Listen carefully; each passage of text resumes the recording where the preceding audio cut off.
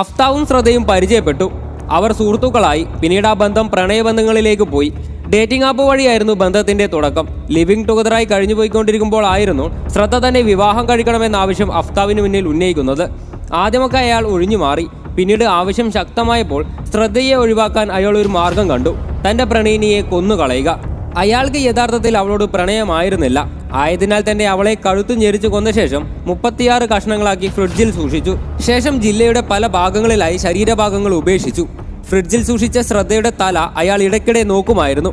പിന്നീട് ഒരു ദിവസം അയാൾ അവ കത്തിച്ച് കരിച്ചു കളഞ്ഞു. രക്തം ദേഹത്ത് വീഴാതിരിക്കാൻ ഏതാനും അടി മാറി നിന്നാണ് 36 കഷ്ണങ്ങളാക്കി മൃതദേഹം കൊത്തിയരിഞ്ഞത്. തറയിൽ വീണ രക്തക്കറകൾ കഴുകിക്കളയാൻ ലിറ്റർ കണക്കിന് വെള്ളവും പ്രത്യേകതരം ആസിഡും ഉപയോഗിച്ചതായും പോലീസ് കണ്ടെത്തി.